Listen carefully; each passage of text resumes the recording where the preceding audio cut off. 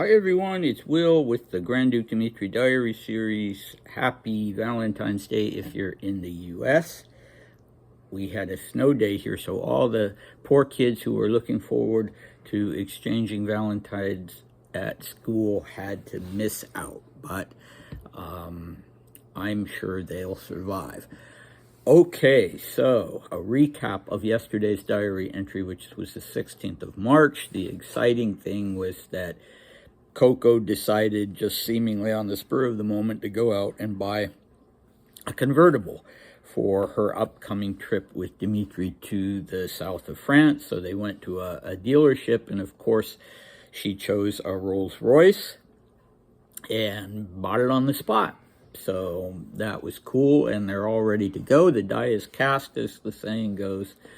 And for today, we have a cast that includes two people whom I have no information on. One is Sergei Kutuzov, and the other is just identified by Dmitri as Lampton, with no other details. And then we have an old flame, Sybil Frisbee, who turns up. Okay, so this is the 17th of March, 1921. St. Patrick's Day, but clearly they weren't celebrating that in Paris.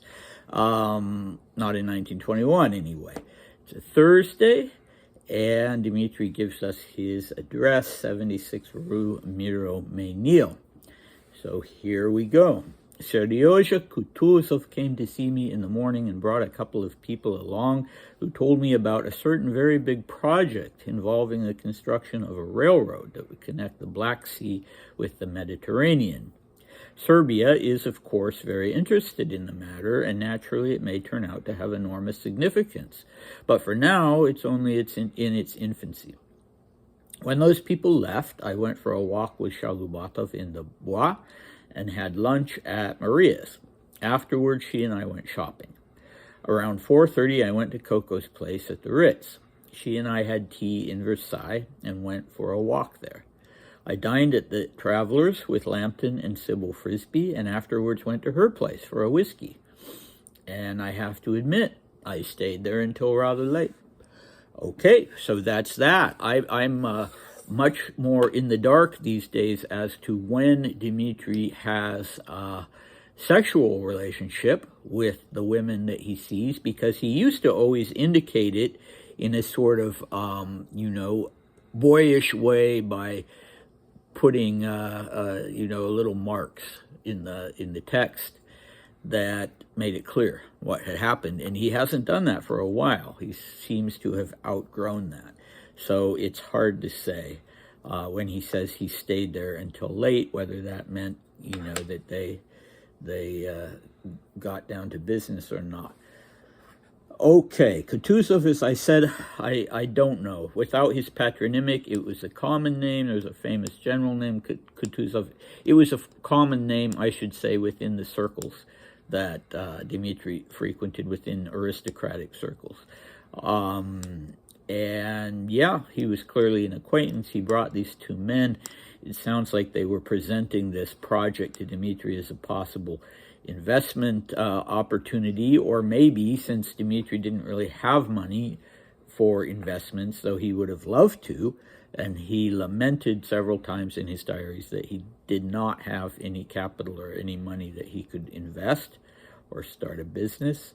But at this point in his life, he certainly didn't have. So why would Kutuzov bring men to see him who were looking for investors? Yeah, I don't know. Maybe they thought at the very least he could lend his name to the project, but anyway, nothing came of it. And then there's the walk with Shalubatov, and I wonder if Shalubatov actually, he must have been in on the plan. Not many people were in on the plan to go off in the next few days to depart for the south of France, and Shalubatov, I would guess, probably had the key to the flat and agreed to take care of things. Okay, we don't know yet if Maria knows about it. Lampton, I know nothing about. Sybil Frisbee, Mrs. Sybil Frisbee, if this is the right person. I've only encountered one Sybil Frisbee online. and she fits the bill. She was the right age. She was an actress.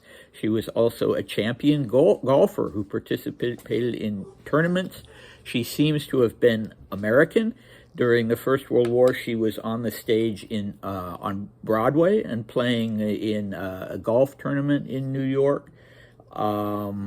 And so, yeah, she spent the war in New York, whether she was American or not. She had a brief sexual relationship with Dmitri in 1919 in London. So what we don't know in this instance is if he, if he would indulge in a quickie, shall we say, even though he's committed to this trip with Coco. If the opportunity offered, would he consider that then, acceptable to, have one for old time's sake with Sybil? I don't know. If so, I'm not shocked by it. Even though by buying the car, they'd more or less formalized this project to go to the south of France. It's still, they still weren't necessarily exclusive lovers, and Dmitri clearly hadn't had a chance to hang out with Coco that day as much as I'm sure he would have liked, because he's really been going to the Ritz and trying to spend as much time as possible with her, but I'm sure she had things to do before she left. So anyway, this is all speculation. Next time, we have some people coming to Dmitri to present a political venture. And we have a return to a bad and dangerous old habit, nothing to do with Sybil Frisbee or anything along those lines. So come back for that, and I'll see you next time. Bye.